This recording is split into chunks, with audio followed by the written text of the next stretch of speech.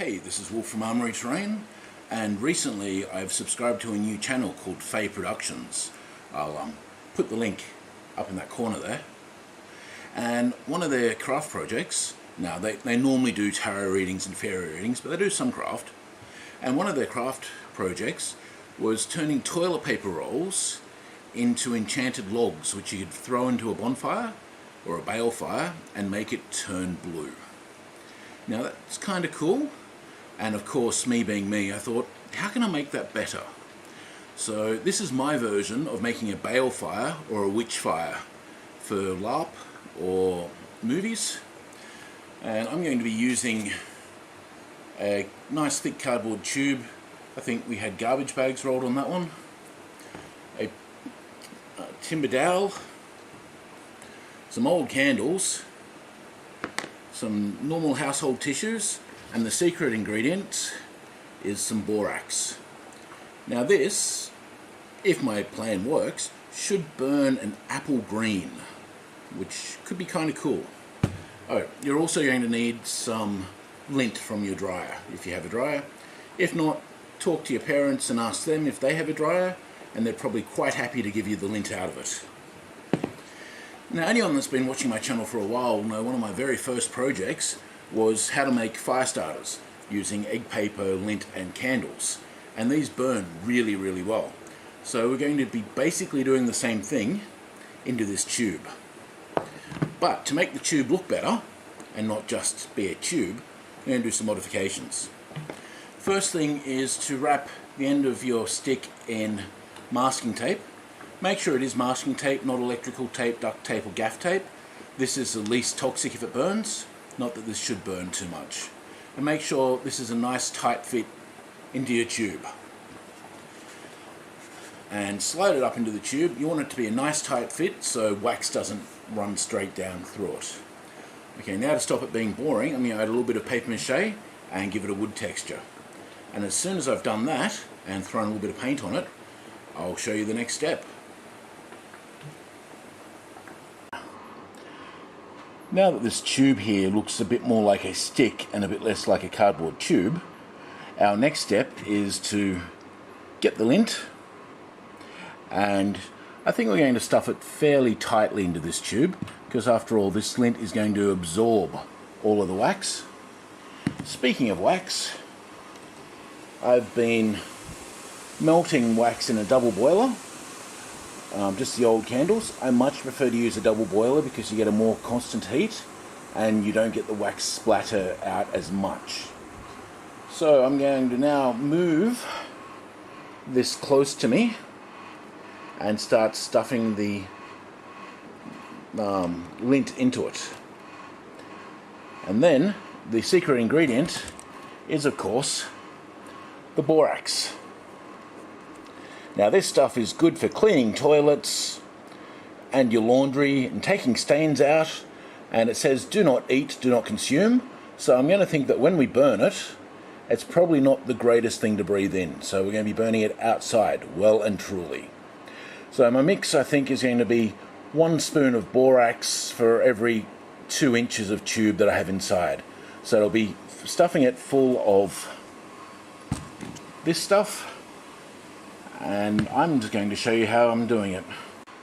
Now that the tube is at this stage, we're shoving some lint into it. Now pull out any plastic bits or toothpicks or coins or anything else that might be in your lint before putting it in. And then half a spoon of borax. Try and keep it in the thing, not out of the thing, unlike me who's been messy. Then stick some more lint in there. As I said, tab it down nice and tight, and a little bit more borax. Hopefully I'm not doing too much borax, but then trial and error, isn't it? So some more lint, nice and tight, because the wax will compact it again, and then when we light it, it'll be used as a wick to pull all the wax up through to burn. So now that that's to the top, I'll put the lid back on the borax and carefully bring my boiler over and pour the wax in. Now let's see if I can do this without making a huge mess. So far so good, just a couple of drips. Yep. Okay, so pour it in and wait for it to sink down. Do not pour too quickly or you'll end up with wax everywhere. Okay, so far so good, none of it's dripped through the bottom of the tube.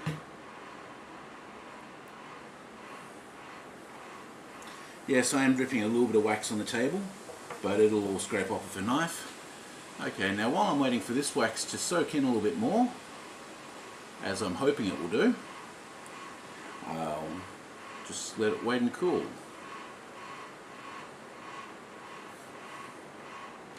Now because I'm an impatient sod, I'm going to get a thin paintbrush and carefully press down the side to see if I can break through the cold wax, which I can do, and all the wax drains through to the bottom, which is much better.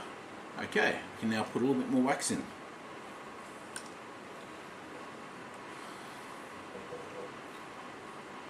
Now between each pour I'm putting the wax back in the double boiler just to keep it there. Okay, looks like that's about all the wax it's going to take. So just to be good, I'm going to add a little bit more lint to the top of it, just to give us something to light when we light it up. So let's stick that in there and not get wax all over me. Because unlike some of my kinky friends, I'm not a big fan of hot wax on me. And each to their own, right? And just a little bit more in there as well, because we need a little bit exposed to light up to start with.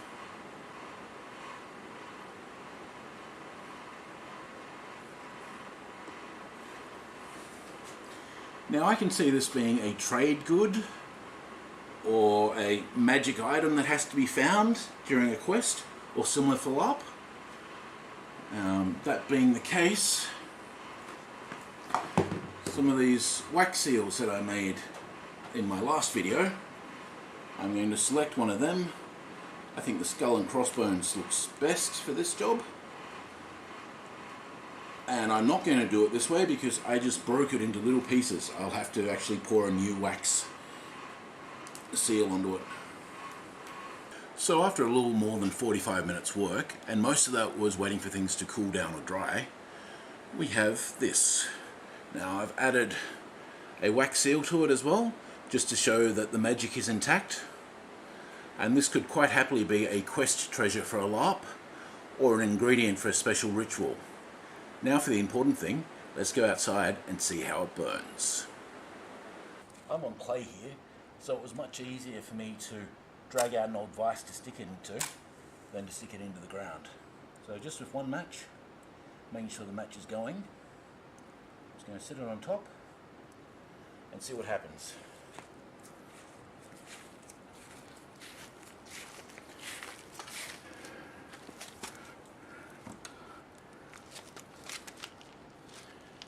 So far not very much.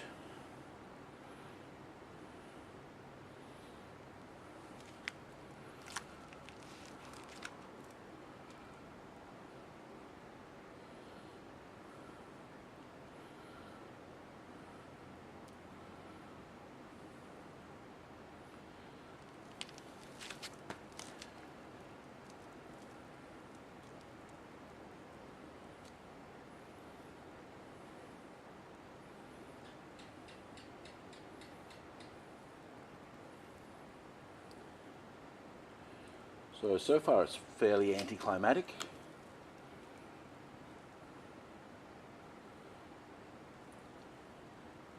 Maybe next time I need to put a little bit of magnesium in here, or similar, just to give it a bit of up and go.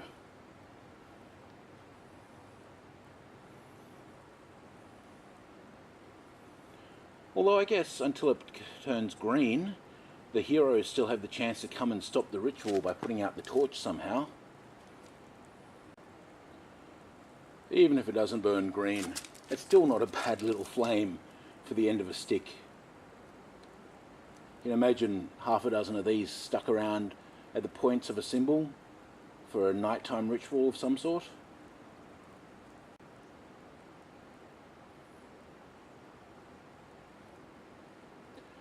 I'm going to turn off the workshop lights and see how much light it throws just on its own.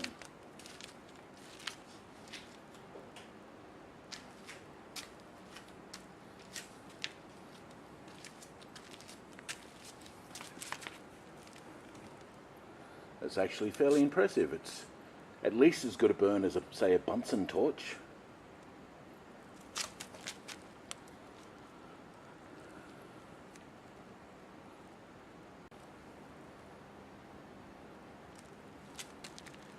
Okay, final conclusions.